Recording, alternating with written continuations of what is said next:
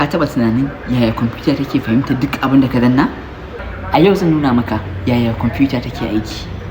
Kwamfuta na aiki ne da matakai guda uku. Na farko input, wato abin da ka shigar kamar rubutu daga keyboard ɗinka ko motsa mouse ɗinka.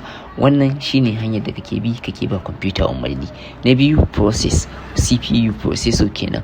Yana sarrafa bayanai, yana yin lissafi da umarni cikin sauri. Wato in ka ba kwamfuta umarni input, processor shine zai processing ɗin wannan umarnin da ka bata. Wato shine zai sarrafa wannan umarnin da ka bata.